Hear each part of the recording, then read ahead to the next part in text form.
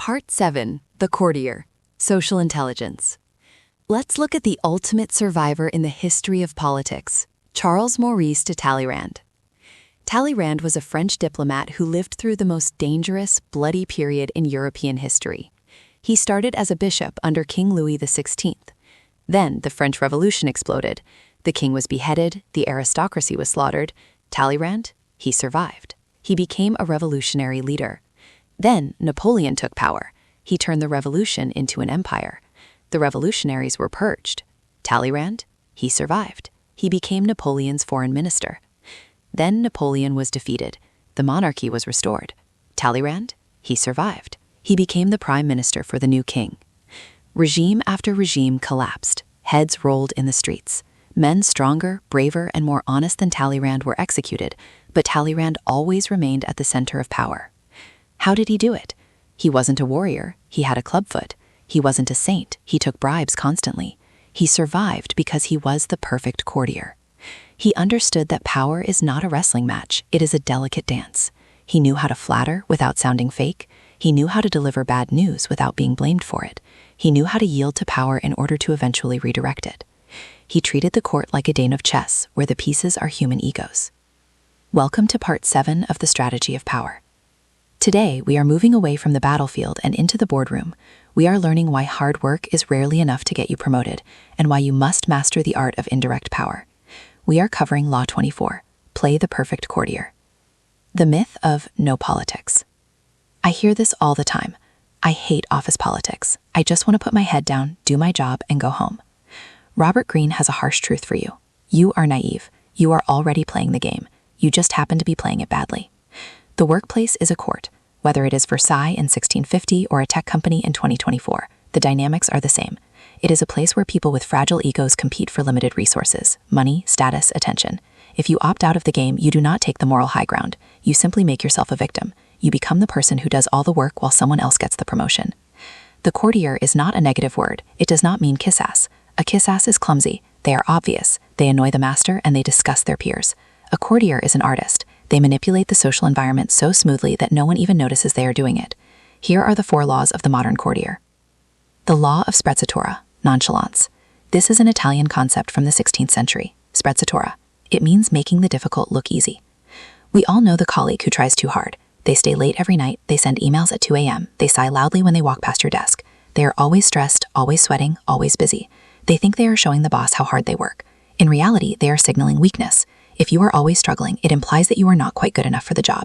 It implies the work is mastering you, rather than you mastering the work. The perfect courtier works just as hard, but they hide the effort. They walk into the high-stakes meeting, calm, smiling, and relaxed. They present the solution as if it just occurred to them. They act as if their success is natural, a byproduct of their genius, not their grinding labor. The strategy. Never show your sweat. If you stayed up all night to finish the report, do not complain about it. Present it with a smile. People are drawn to those who make success look effortless. It creates an aura of competence that hustle can never achieve. 2. The law of the mirror. Adaptability. The dinosaur dies, the chameleon survives. The greatest mistake you can make in a social hierarchy is to be rigidly yourself. You must analyze the king, your boss. What is their style? The analytic. Do they love data, spreadsheets, and brevity? The visionary. Do they love big ideas, stories, and emotion? The socialite. Do they love gossip and long lunches? If you are a visionary employee working for an analytic boss, you are in danger. If you pitch them a big, emotional idea without data, they won't just disagree with you. They will think you are stupid. They will think you are disorganized. You must mirror the king. If your boss writes short bullet point emails, you send short bullet point replies. If your boss likes to chat about sports for 10 minutes before the meeting, you chat about sports, even if you hate it. By mirroring their tempo and their style, you create a subconscious bond. They feel safe with you. They think, this person gets it. 3. The law of the soft no. In a court, you can never be the blocker. If the master has a terrible idea, and you say, no, that won't work, or that's a bad idea, you have committed a crime. You have insulted their intelligence.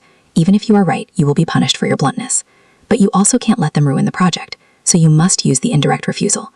Talleyrand never said no to Napoleon. When Napoleon wanted to invade a country that Talleyrand knew was a trap, Talleyrand would say, Your Majesty, that is a brilliant plan. It will bring glory to France.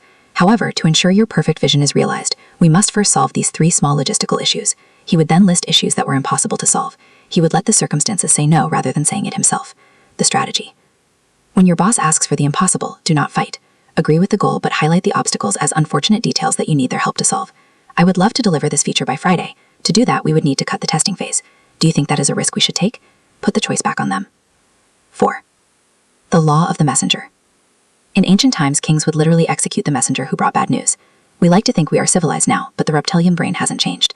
If you are the person who always walks into the boss's office with a problem, the server is down, the client is angry, we lost the money, the boss will subconsciously associate you with pain. They will flinch when they see you coming. You must never be the sole bearer of bad news. The strategy. The sandwich. Wrap the bad news in good news. We just closed the deal with client A. Now, client B is upset about the timeline, but we have a fix. And client C just renewed. The solution. Never bring a problem without a potential solution attached. A problem without a solution is just a complaint. A problem with a solution is a status update. Modern application.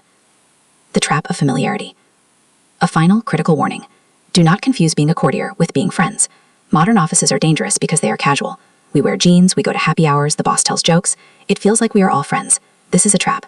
One night after a few drinks, you might relax. You might complain about the company, you might tell an off-color joke, you might reveal that you plan to leave in 2 years. And on Monday morning, you will find that the atmosphere has changed. The master is always the master. Even when they are drunk, even when they are joking, they have the power to fire you.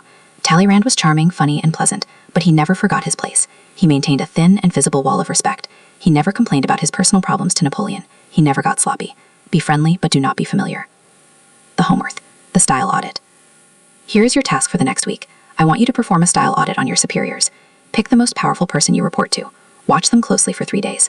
Communication. Do they prefer email, Slack, or face-to-face? Tone. Are they formal or casual? Values. Do they value speed, doing it fast, or precision, doing it perfect? Now, look at your own behavior. If they value precision and you have been rushing to show speed, stop. You are impressing the wrong person.